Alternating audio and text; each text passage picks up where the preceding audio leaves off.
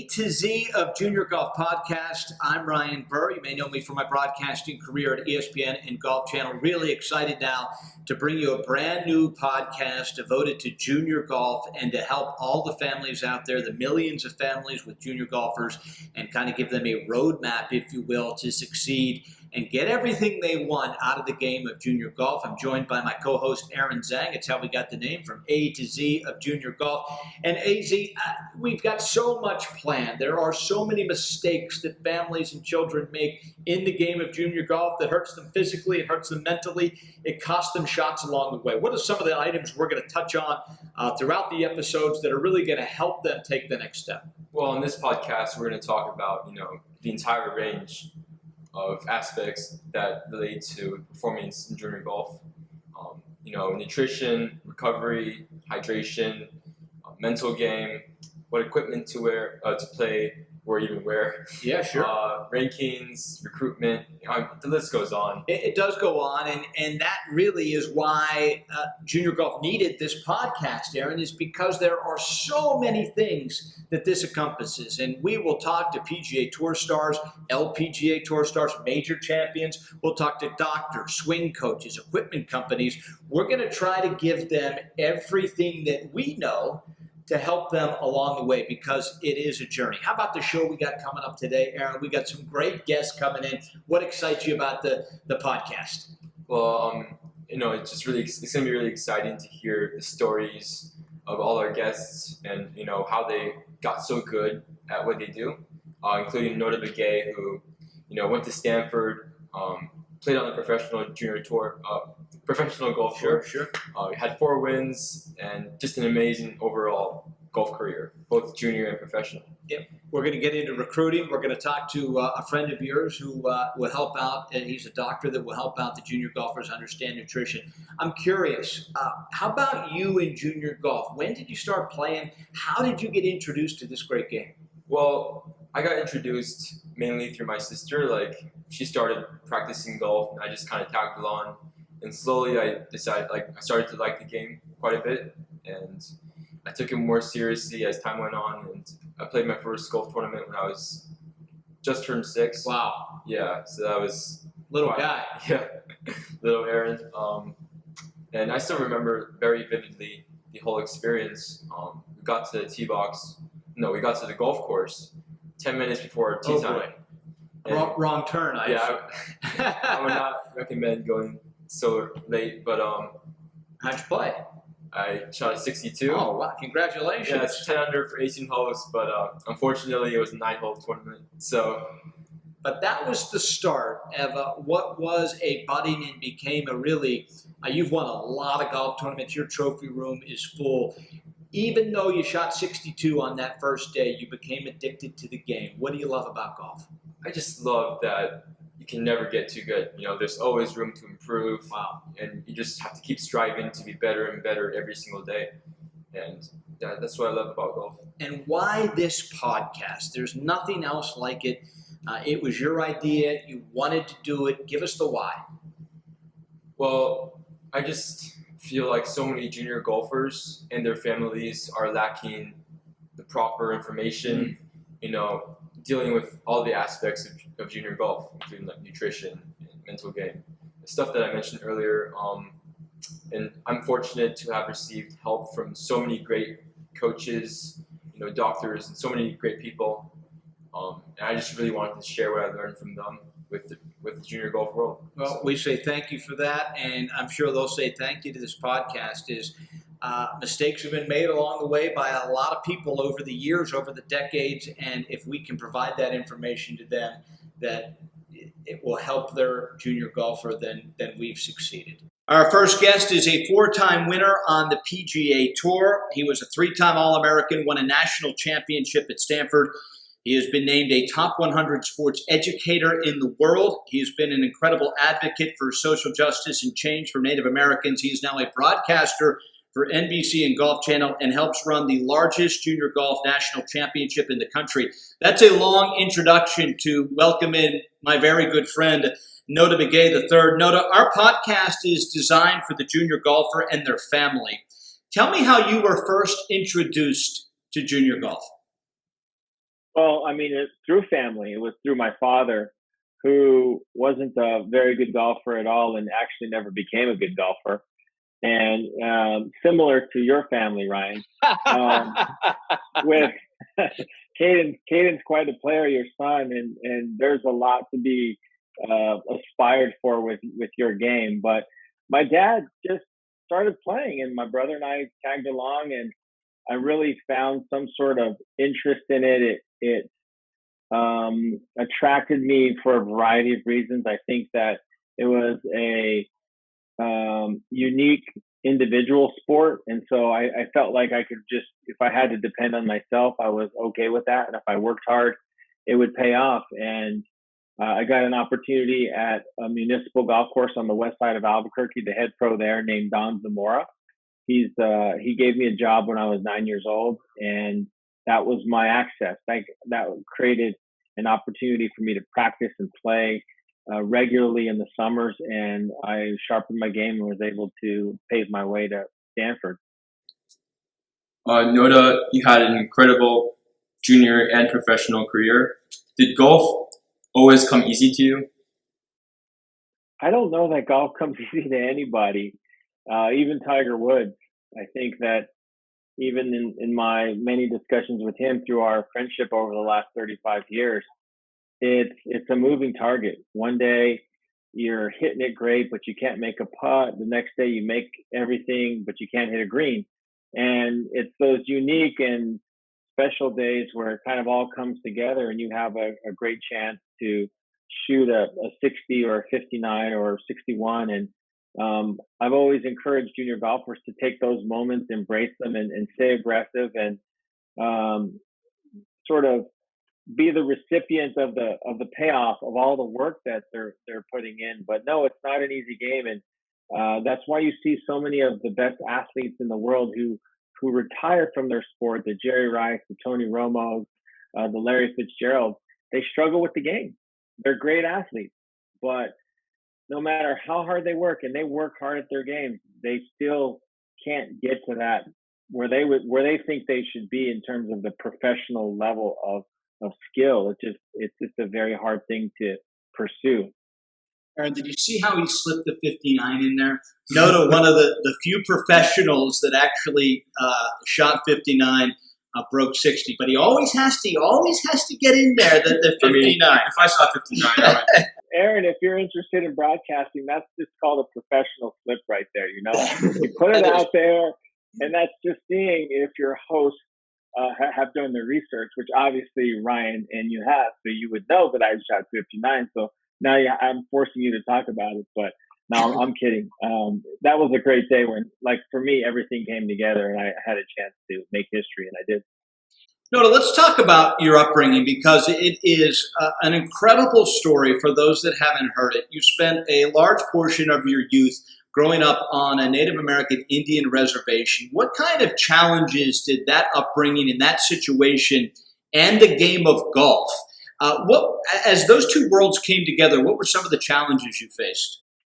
Yeah, there's not a lot of crossover between those two worlds, and never really has been. I think, there's over 577 sovereign recognized tribes in the United States, and there's only about 60 to 70 native-owned golf properties. So there really isn't a lot of connection between a reservation upbringing and access to the game of golf. And so it was sort of a needle in the haystack for me to have a chance to play golf. I mean, if you just kind of look at all of the various indicators of lifestyle on a reservation, they're not good.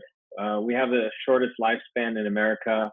We have the highest rates of addiction to drugs and alcohol in the country, highest type 2 diabetes rates, highest unemployment rates in a lot of our reservations. And so there's just a lot of things that get in your way when you're trying to pursue a career, you're trying to pursue something that I think is worth going after. And for me, it was golf.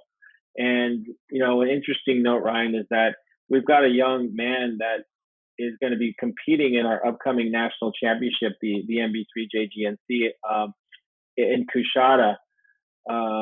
His name is Lance Christensen, and he's from the Pine Ridge Reservation. That is by far the poorest community in the United States. He has to drive over an hour each way just to find a 9-hole facility. And they don't have a golf team at his school, so he has to play for another school. So those are the stories I love. And I think that's what we're going to see, the culmination of this junior golf initiative that we've been working on together, is so many different stories, so many different backdrops from all these players. But for me, it was having great people in my life. My parents never told me I couldn't do it. My coaches always encouraged me to go after whatever it is I thought I wanted to be. And I wanted to be a professional golfer. And that's what I worked for. That's what I practiced for. That's what I saw myself as. And I was lucky to be able to turn that into a reality. So, Notah, your national championship will be broadcasted on Golf Channel this November. How could this help junior golfers really get exposure? Well, it's huge. I mean, there's been a ban on recruiting as far as college coaches since the quarantine started in spring. So many of the coaches have not been able to go out and see players. And so this is a way for a coach to sit on his or her couch and see the best players in the country. And what an advantage, what an opportunity for these players who are good enough and lucky enough to qualify to be able to go out and showcase their abilities in front of the country. But more importantly, for those kids that haven't seen any interest from maybe college recruiters or whatnot, they might be able to create a connection with a coach that has a scholarship available or a spot open on the team. And that's what this is all about. That's what the whole initiative is all about. And it starts from the very moment a junior golfer signs up for our event. There are no restrictions. We don't ask for any points or resumes. I don't care where you're from. If you play on a nice course or a crappy course, I don't care. If you want to come and you want to compete against great players, and if you are good enough and you work hard enough and you make it to the national championship, there's a whole other world of opportunity available to these competitors when they tee it up this coming November. Great message, Notah. I'm sure a lot of our viewers and listeners know you are very good friends with Tiger Woods. I'm curious, what was it like the first time you met Tiger? How old were you, and were you guys immediately good friends? Well, I was 12 years old. Many people think we met at Stanford, but we had already been friends for almost 10 years when he came to Stanford. I met him when he was 9 years old. He was playing at the time was called the Optimist Junior World in San Diego, at a little course called the Presidio. And everybody heard of Tiger Woods. I mean, he was on national television on the Mike Douglas show when he was 2 years old. He was on That's Incredible. I mean, Aaron, you don't know anything about those shows because you're way too young. I'm even borderline way too young for the Mike Douglas show. But you just heard of this phenom. He was winning his age group by sometimes 10, 15, 20 shots. I got to go see this guy. Like, I'm here. He was competing in my brother's age group, my younger brother, Clint, who works with our foundation now. So I went to watch my brother, and I snuck over to watch Tiger. He's finishing up. I met him, and we instantly just became great friends. And we traveled together. We played junior golf events together and amateur golf. And he decided to come to Stanford, and we just have had a lifelong friendship, and it's a true friendship. And it's been a special relationship in my life. Notah, as you continue to be such a huge part in this game of golf, now as a broadcaster, as part of this junior golf event that Aaron mentioned, you've become an ambassador for the sport. I don't know if you knew that you were necessarily getting into that, but you're an educator, you're an advocate. Why is this game of golf so special to you, to your core? Because it's honest. It's your relationship with where you hit the ball and your emotions and your mind. And there's nobody out there that can throw you a life preserver to save you when things are going bad. And I think that that's the integral part of this game that I try to impart to parents and coaches, instructors, fitness, everybody. Is it's not just a physical battle. I don't care. The strongest and the longest hitter doesn't win every week. The shortest and maybe the smaller size players, are going to have their day. And it's a very fair game. There's nobody out there trying to stop you from doing what you're trying to do. And it's your mental capacity that allows you to either persevere in times of great challenge, or you inflict doubt into your procedure, your process, your approach, and that pulls you in the wrong direction. And so I've always been an advocate of a player, and I love watching players that might not have the best physical skills, but they're great thinkers, and they always believe in themselves, and they never stop fighting. And Jordan Spieth is somebody that I would say, like, coming up through junior golf, like, he had a funny finish. He didn't have what you would call a classic golf swing, but golly, did that guy like to compete. And I love watching those kinds of kids because they really understand that they can get the maximum out of their game if they just put their mind to it. Well, Notah, it's an incredible journey you've had from obviously your childhood all the way through Stanford, winning on the PGA Tour, shooting 59, and now giving back to the game. Congratulations on everything you've done with your national championship. We certainly look forward to watching that on Golf Channel December 9th. And we thank you for being our first guest on the A to Z podcast. Hey, great to see you, Ryan. Thanks, Aaron. And it's just been such a joy to be a part of this whole initiative. Appreciate you guys having me. Notah Begay is some kind of inspiration for all he has not only overcome, but for what he's done for the game, given back, and now with his own junior tournament. That was some interview. What stood out to you? Yeah, I really enjoyed listening to his, entire life story, how he really picked up the game, and just, all what he did to become what he became, which is an incredibly successful golfer. And what really stood out to me was how he kind of optimized how much golf he could practice. He grew up in an Indian reserve, and the golf there is extremely scarce. I mean, you can't really find many golf courses where he lived at all. So it was really interesting how he was really determined to be the best golfer he could, given the hardships. Yeah, it is a great story of overcoming for sure. At 9 years old, he got a job on a driving range where he would help them, and in return, he was allowed to hit balls. I mean, talk about dedication and sacrifice. That is extreme dedication there. And so many of our viewers are dedicated in trying to make it to the next level. And here on the A to Z, a Junior Golf podcast, we're going to try to do just that, get you to the next level. Top of the show, we mentioned how the A to Z podcast will focus on helping that junior golfer that actually wants to go another step, wants to play college golf. And there are so many questions, so many mistakes that the junior golfer makes as far as trying to make it to the next level. And there are people that have the ability to help. And we'd like to welcome in Roger Knick from the Junior Hub to do just that, and that is help our junior golfer. Roger, what is the number one mistake? And I don't want to be negative, but the number one mistake that you see, as this is your business, your career, that a junior golfer, a junior golf family make when it comes to trying to navigate the recruiting process?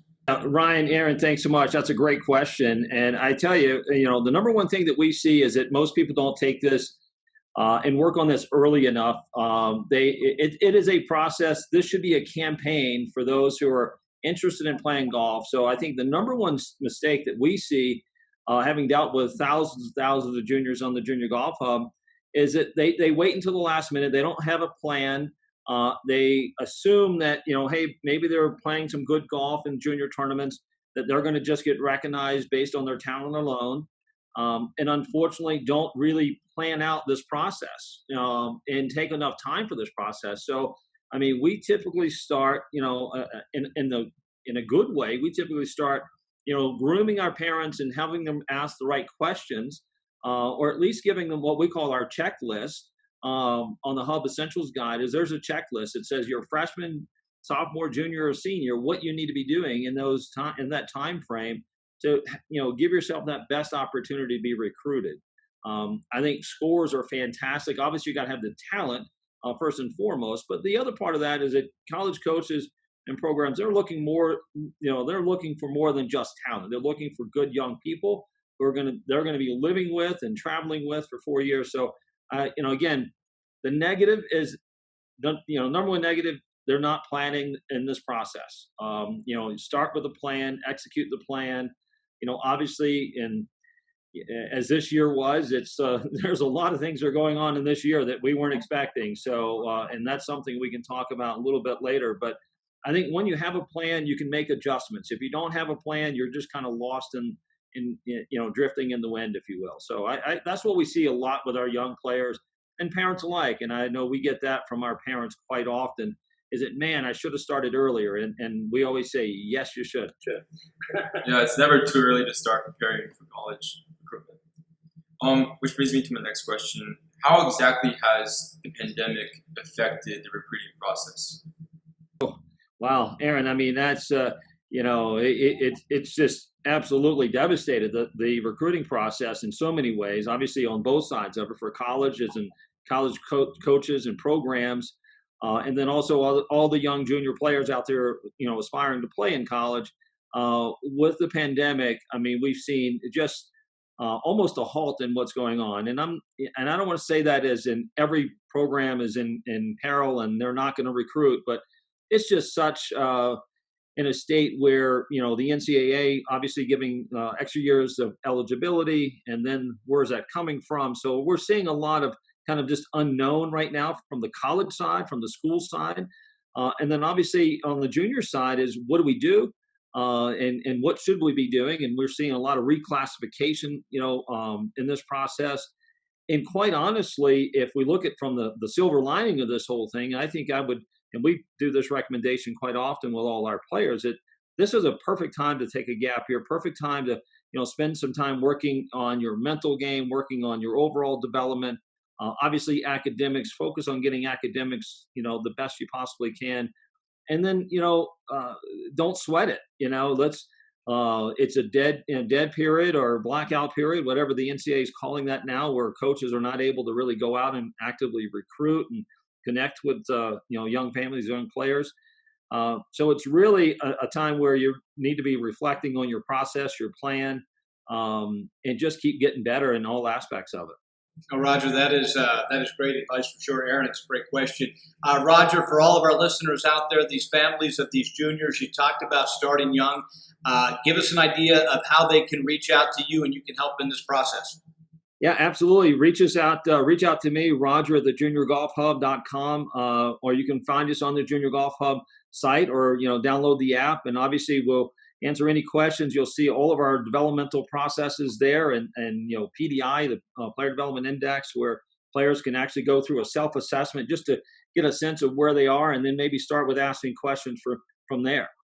All right, Roger, we appreciate it. We'll see you back here in a couple of weeks, and thank you so much. Thank you, Roger. Thanks so much, guys. Have a great night.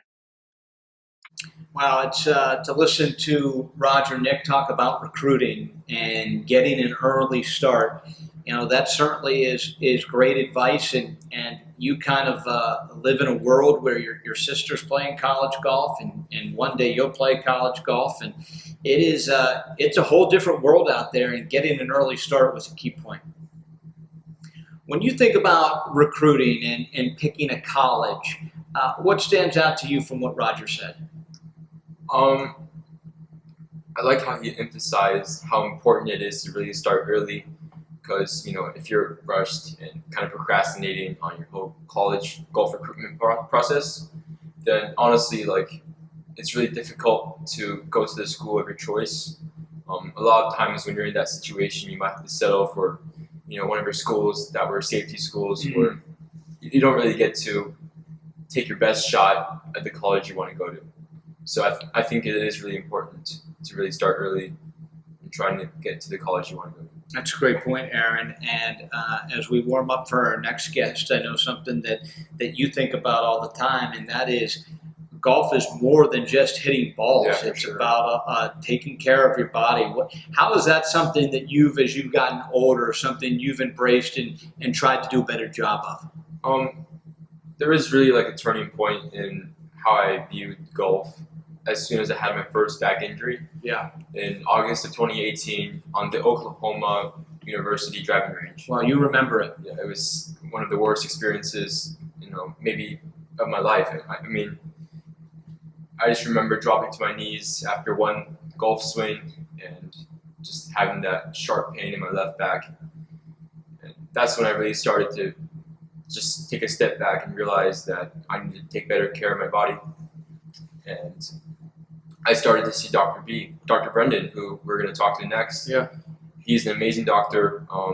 He's worked with so many great players, and he's given me such great advice. And what I've really been doing these last couple of years is doing all the exercises that he tells me to do. And since then, my back pains have eased amazingly. So. Wow, that's emotional, Aaron. Thank you for sharing that as we move on to our next guest. That it's more than just practicing golf. It's more than hitting balls. It's more than working on your short game.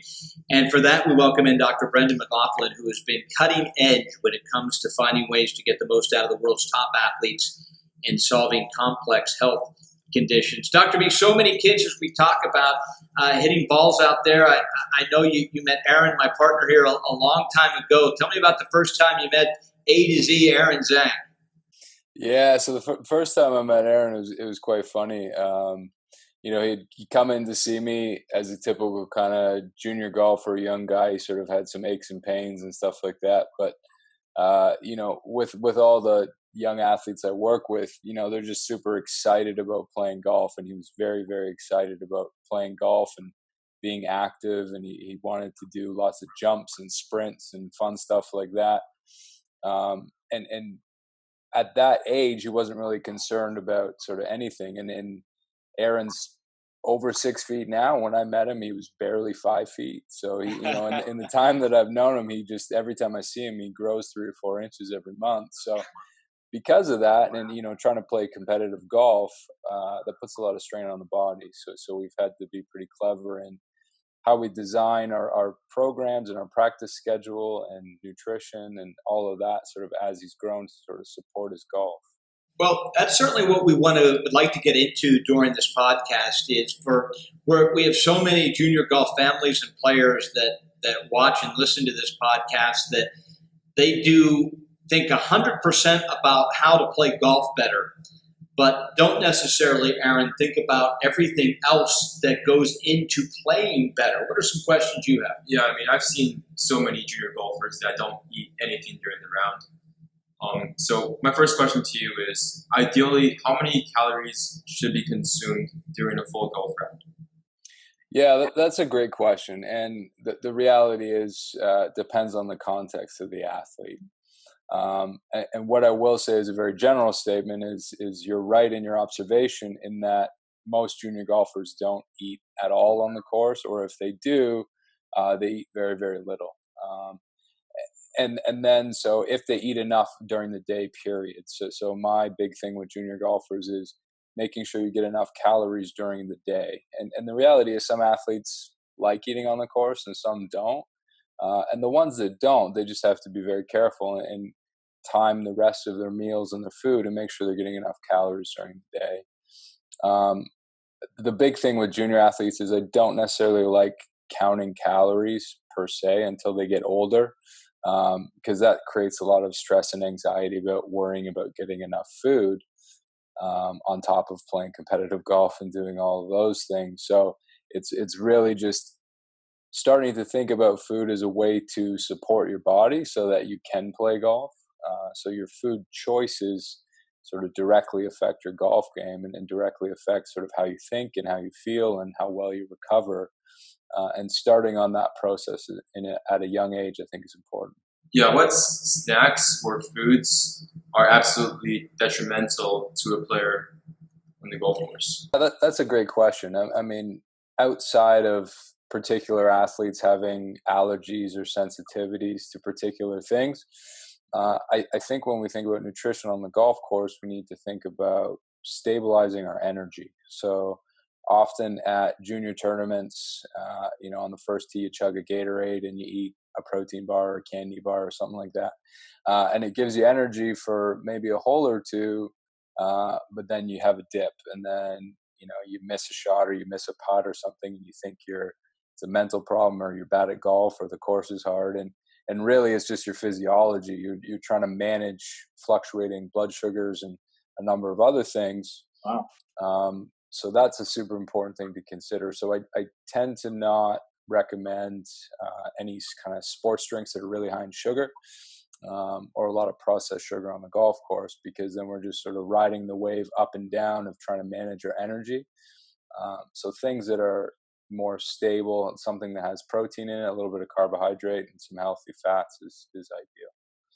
Yeah, protein is always great to consume on the golf course when you're playing, in really hot conditions. We're walking 18 holes, taking over 4 hours. But what's the main difference between liquid protein and solid protein? Like the main difference between, let's say, a protein bar or a protein shake? Yeah, so if we're talking liquid versus solid, when I think about that, it's always best to eat real food if we can, because we're getting sort of the protein, but then we're getting minerals, we're getting vitamins, we're getting all the other things that we need that help us absorb and digest that protein, and then help us in a number of other ways. Now, there's a time and place for liquid protein, like a protein shake. What I would say, though, is most protein shakes, they're not complete proteins, and usually they have a whole bunch of additives and junk in them to make them taste like a milkshake. So we kind of have to be careful in what we choose with that. But in the context of playing 18 holes and playing a tournament, liquid can be a nice option because it's easier to digest and we don't really have to worry about that, rather than trying to eat a lot of whole food on the golf course. So usually a mix, assuming that the protein shake's a good quality. Dr. B, my junior golfer in my family, it is a nerve thing that loves to eat, except the day of a tournament. It is tough to really eat anything. It's just the nerves, and loves to eat the night before and after the round, but getting to eat anything other than drink water is a challenge. Is there, when you're dealing with a situation of the upset stomach you talked about, where they are just say they're not hungry, they can't eat, is there a way you can stack something the night before, the morning of, a couple hours before you play, that can at least help a little bit if they refuse to eat during the round? Yeah, absolutely. And that's a very common thing, especially in junior golf. And even at a professional level, some guys, when they get to their first major tournament or their first Masters or something like that, they run into the same situation. So really planning for a golf tournament, eating for a golf tournament, doesn't mean like, oh, I have to magically eat better when I'm on the golf course. It starts the night before. So having a proper meal the night before, hopefully breakfast, depending on the tee time, depending on sort of when you have to play, and then definitely supplying your body with nutrients after in order to recover is very helpful. So again, as long as in a 24-hour period you're getting enough calories to support what your activity is, then that's okay. I would say, though, sometimes the not eating precipitates the anxiety oftentimes. So eating something, and certain foods are very good at sort of decreasing anxiety and stuff like that. So eating something is helpful at some point. And even if it's, after 9 holes, you have a snack, you kind of collect yourself and do it that way is oftentimes a really good idea, because a lot of my junior athletes that don't like to eat on the golf course, they always seem to struggle sort of once they get to about the 15th or 16th hole. And really that's just, they're running out of energy. And then so they think that they're struggling mentally kind of on the back nine under the pressure of the tournament, when the reality is they probably just don't have enough fuel to support their decision making and actually swing a golf club. Yeah, what you eat on and off the course, affects how you play, no matter what. And it's extremely important to eat the right things, both on and off the course. But what's arguably just as important as eating is drinking, and drinking water and protein shakes, all that. But one of the most common mistakes I think that happens in junior golf is dehydration. And if a junior player gets dehydrated at some point during the round, is it possible for them to return back to their optimal hydration, or have the negative effects already kicked in, and is it already too late for them to return to the optimal hydration?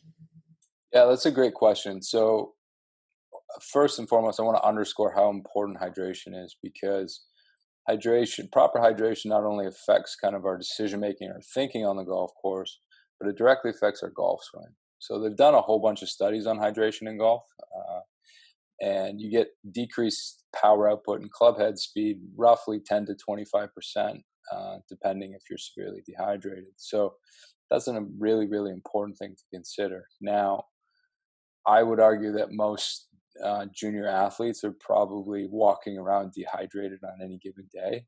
Wow.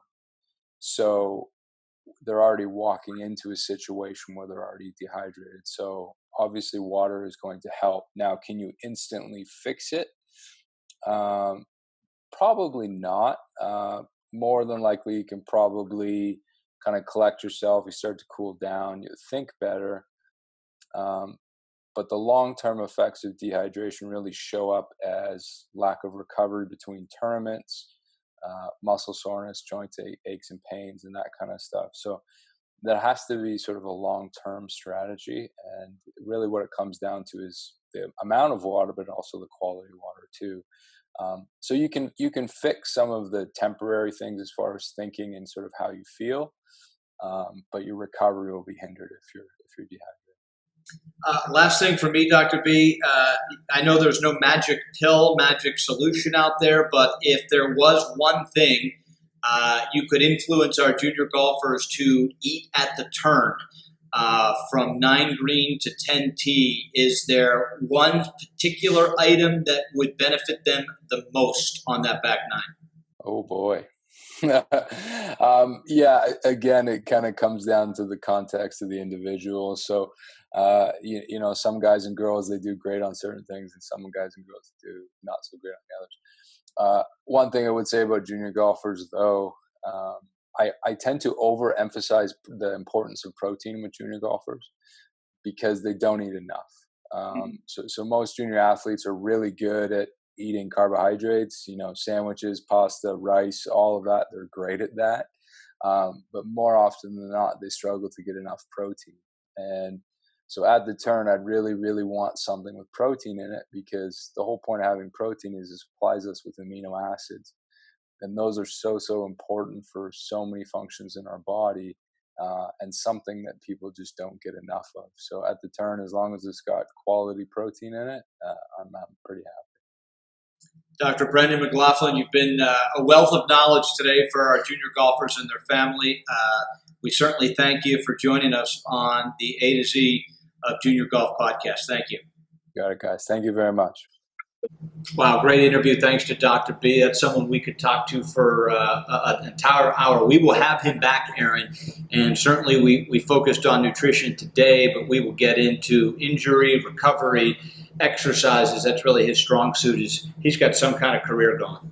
Oh, yeah, he's worked with so many professionals on all the professional golf tours, such as Justin Rose, Henrik Stenson, Danny Willett, which is the former Masters champion. So he's been all over the place. So this is episode 1 from A to Z of Junior Golf, and certainly our goal, and we hope we've accomplished that today, is each and every episode to give you something to think about for your junior golfer and to help their career just a little bit. And great first episode. Your first one's in the books. Great job, Aaron. Thank you. For Ryan Burr, I'm Aaron Zhang. We will see you again in October when the next episode of A to Z of Junior Golf will be dropping. In that episode, we'll be joined by 2008 Masters champion Trevor Immelman. So until then, stay safe and enjoy golf. Have a great day.